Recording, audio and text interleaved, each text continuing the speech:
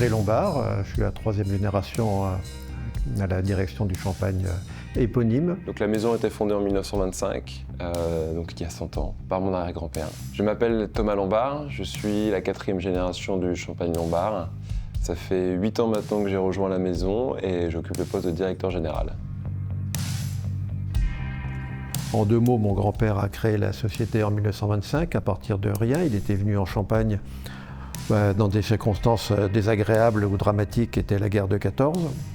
Mon père a développé et créé le stock et moi j'ai donné une orientation un peu différente, essentiellement en constituant un vignoble maison. Et pour moi c'était important d'avoir une maison de champagne avec évidemment l'élaboration du champagne, mais également la partie agricole, viticole.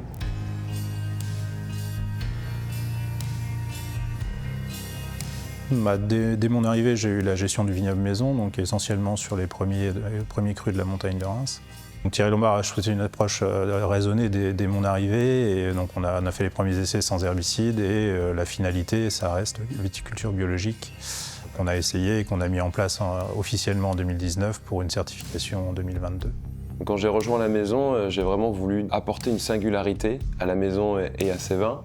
Et pour apporter cette singularité, il fallait passer par abandonner quelques préceptes traditionnels champenois.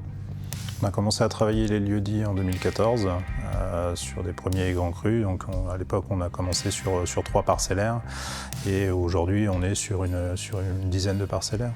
Donc les premières missions en arrivant, ça a été de revoir le travail avec les partenaires viticulteurs, en tout cas la manière de travailler avec eux. On a mis en place des reconnaissances terroirs.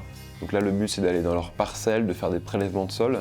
On va mieux comprendre les terroirs en accompagnement des partenaires sur la compréhension des textures, de la composition des sols. Et d'avoir les premiers indices et les premières compréhensions des sols et comment ils vont impacter le goût des vins. Ensuite, il y a eu tout un travail sur le développement de la vinification parcellaire et une vinification adaptée justement à cette nouvelle philosophie, donc vinification en brute nature.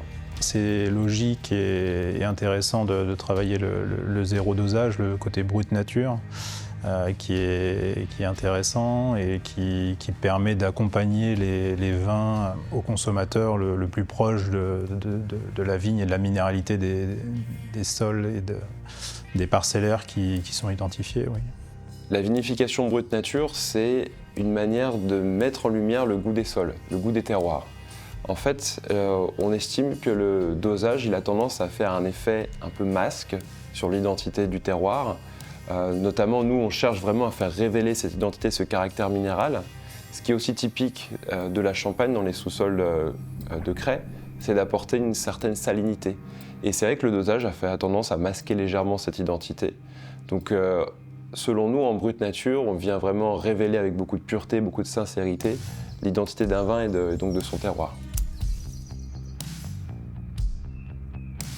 Le brut nature, c'est une approche qui se fait dès la récolte, dès la maturité, une approche sur la date de vendange avec le partenaire, un échange avec lui sur la maturité la plus adaptée possible à envisager du brut nature derrière, avec une approche sur les fermentations alcooliques, avec les températures, les temps d'élevage.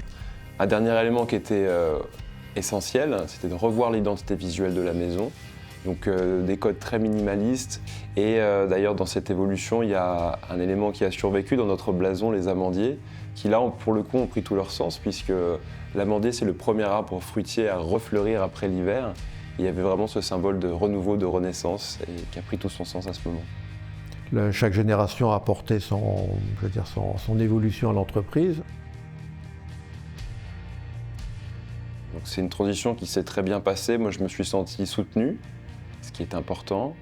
Et par contre, assez naturellement, je lui partage mes doutes, mes projets, mes envies pour la maison. Et c'est vrai que toutes ces discussions nourrissent beaucoup le développement et les projets à venir de la maison. Et ça permet d'avancer assez sereinement aussi.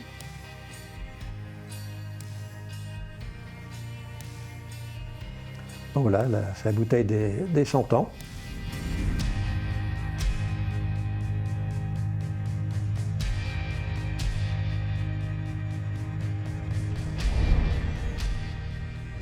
Qui est passé de mon père à moi et à toi maintenant.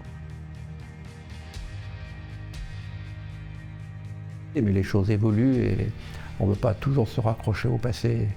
On peut se raccrocher à des racines, mais après les racines accrochent l'identité actuelle, mais elles se développent par les nouvelles branches, les nouvelles feuilles.